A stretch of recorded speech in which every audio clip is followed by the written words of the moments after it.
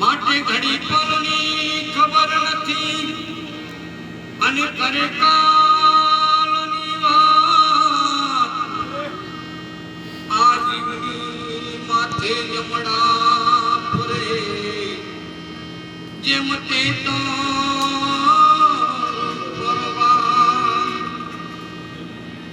માટે રજ કળતા રજળ છે અને રણમાં રજળે રે હજુ છે બાકી તારા તુજે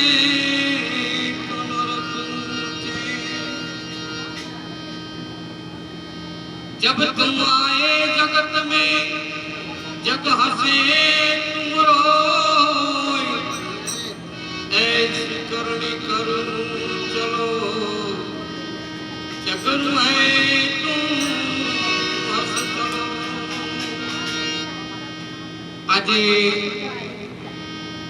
ભીખીબેનની આ પૂર્ણ તિથિ અને એ પૂર્ણ તિથિ નિમિત્તે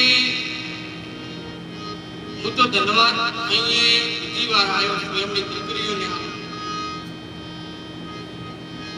ભલે હમણાં દીકરા કરે કે ના કરે આ પથારી ઉપર કદાચ કોઈ કહેવા વાળું હોય કે ના હોય પણ એમની દીકરીઓ બહુ વિવેકવાળી છે એટલે ખરેખર ગુરુ મહારાજ એમને હવ વાતે સુખી કરી કેમ કે આ પરમાત્માનો દરબાર છે ને આ ભજનના દરબારના અંદર જો આપણે દારૂ પીને આવીને બેહીએ ને તો એનાથી મોટામાં મોટું કોઈ પાપ નથી।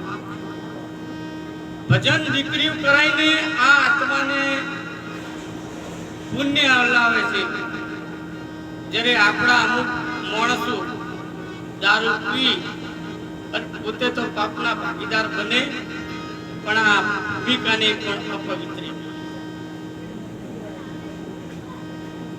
કેમ કે આપણને માણસનો જન્મ મળ્યો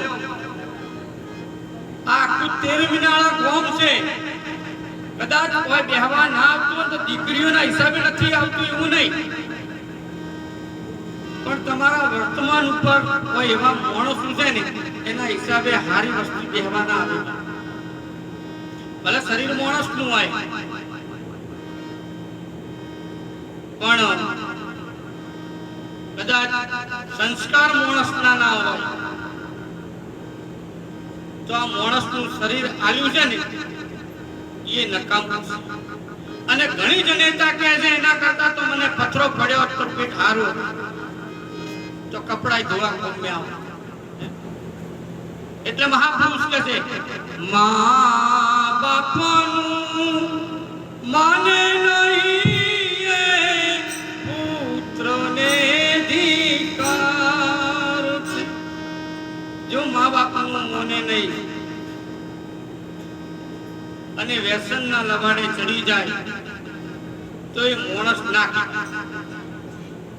લાખો રૂપિયાનો માલિક હોય પણ પીઠ પડ્યો ને બાપ તો એને કોઈ માણસ ના કે એમ કે કરોડપતિ પડ્યો છે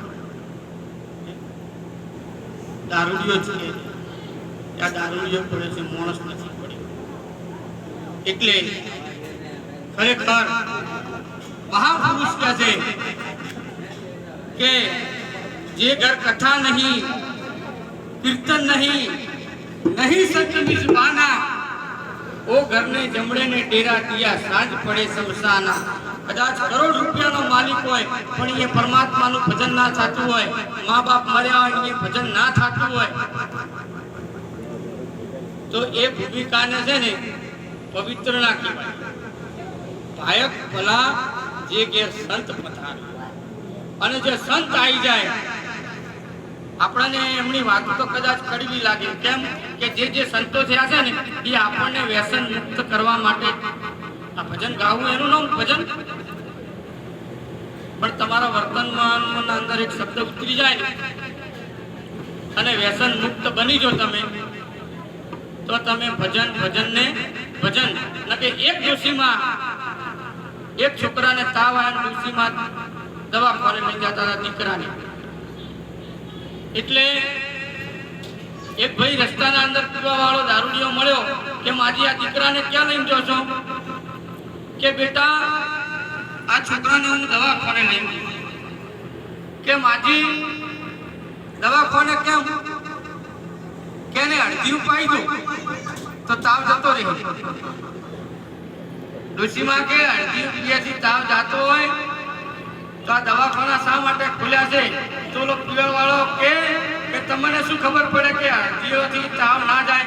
કે મારી જાગીરી જતી રહી, મારું ઘર બાર બધું વેચાઈ ગયું અને બધું જતું રહ્યું, તો તમારા છોકરાનો તાવ નહીં જાય? દારૂ પીવાથી કોઈ દાડો એવી માન્યતા ના રાખતા, અંધશ્રદ્ધા ના રાખતા, બરાબર? અને દવાખાને જાજો બાપ, આપણા જીવનનો બેડો પાર થાય.